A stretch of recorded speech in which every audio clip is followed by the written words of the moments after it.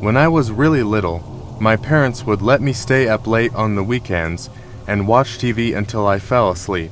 I really loved these times, and I would stay up later than anybody else just because I could. Well, one night I was almost asleep on the couch when I heard a noise on our front porch.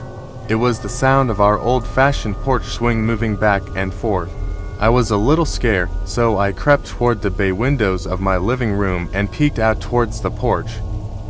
Sitting on my front porch swing was an older woman, probably in her 50s, wearing nothing but a nightgown, covered in blood and holding a huge kitchen knife. I flipped out immediately and ran screaming into my parents' room, but was too terrified to form words. My parents saw that I was upset, but when I finally was able to tell them what I saw, my dad got really angry and told me that it was just a dream and to go back to bed. I refused and kept crying and screaming until he had had enough and snatched my arm and dragged me towards the front door to prove that nothing was there. I kicked and screamed all the way trying to make him stop, but he kept pulling me. Finally, we got to the door. He unlocked it, swung it open, and said, "See, there's nothing, th." To this day, I have never seen the look of fear and shock that was on his face when that woman turned and stared at both of us and slowly stood up with the knife.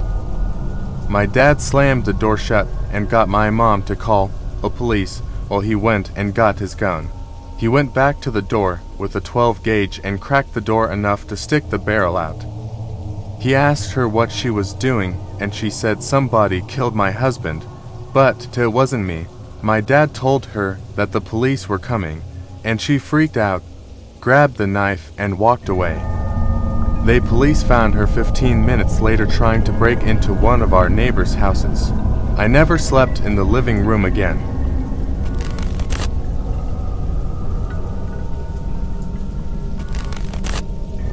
About 2 years ago, I was driving home from a family reunion pretty late at night, and the drive was about 2 hours. I didn't stay the night because I had to be back for work the following day. Most of the drive was on roads with dense trees on either side, the creepy ones you see a lot in movies. Anyway, I had been driving about 45 minutes, and I was starting to get really tired. You know how sometimes you just suddenly become really tired, out of nowhere? Well, yeah, that happened to me.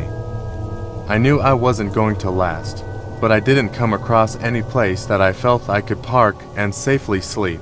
Anyway, after it became clear to me that I wasn't going to find a place to pull up, and my tiredness wasn't going away, I did something very questionable. I pulled over to the side of the road onto the grass, behind some bushes, to try and hide my car from anybody else who was going to come past. The roads weren't empty. I came across another car every few minutes or so. I made a mental note that the time was 11:22, and then fell asleep. Some time later I was awoken by a scratching sound. I looked at the clock, 11:50. The sound stopped after a few seconds, and because I was still extremely tired, I didn't bother looking around and simply went back to sleep. I was later awoken by the same sound, and it was now 12:40. This time it really freaked me out because the sound didn't stop. The thought ran across my mind that it was just an animal inspecting the car, but why would it return almost an hour after it had left the previous time? I looked in my rearview mirror and just managed to catch a glimpse of something running away into the forest. Now, at the time, I thought it was the damn hook killer. You know, the one that scratched that couple's car and then slaughtered the guy when he got out to investigate. Fuck that, I thought to myself, so I got the hell out of there. There was a bend no more than 100 yards up the road, and as I came around it, there was a fucking car, parked off to the side of the road with the driver's side door opened. I slowed down just to look to see if anyone was in there. There wasn't. Then I looked in my rearview mirror. I didn't see anything, and all of a sudden, this guy comes sprinting around the corner. He starts screaming at me, shouting stuff like, hey you, get the fuck out of your car. Now, I noped the fuck out of there and sped off. I never saw the guy again. Moral of the story? Don't fucking sleep on the side of a deserted road.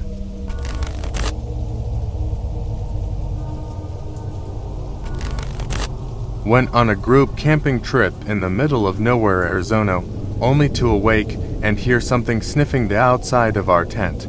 My immediate reaction was that it was likely a bear or some animal that came across our site, and just maybe my dumbass friends didn't tie up the garbage.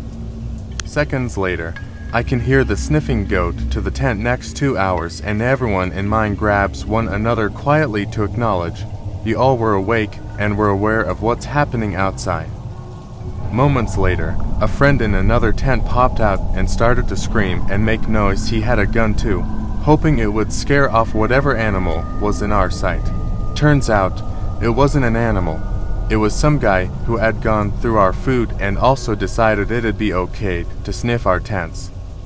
Our friend chased him off, and we immediately packed our shit and left. A year after the previous incident, my dumbass friends and I went back to the nearby area, thinking what we encountered was a one-time incident. This time, we thought we'd outsmart any possible creepers, and instead of camping in our tents, we all slept in the beds of our trucks. 'Cause you know, they can't sniff a Toyota. Anyways, it's the middle of the night. I'm passed out in the back of my car when I suddenly feel a light on my face. Naturally, I would have woken up, cussed, and asked who was doing that. However, I instantly knew to pretend to be asleep and not let the individual know I was awake. I laid there next to my girlfriend, hoping she would do the same as I, and I kept an ear out for any unusual sounds like sniffing. All I could hear was a friend snoring by the campfire. After the light left my car, I heard the person walk to the next truck and shine his light on my friends in there. I slowly looked up, and it ended up being some older guy, just standing there staring at everyone while they slept. I waited until he left the campsite, and I busted my ass out of that truck and woke up my friends, most of which had also been pretending to sleep, and realized what was going on. Don't camp outside of Tucson, Arizona unless you want a hill-have-eyes creature sniffing and staring at you while you sleep.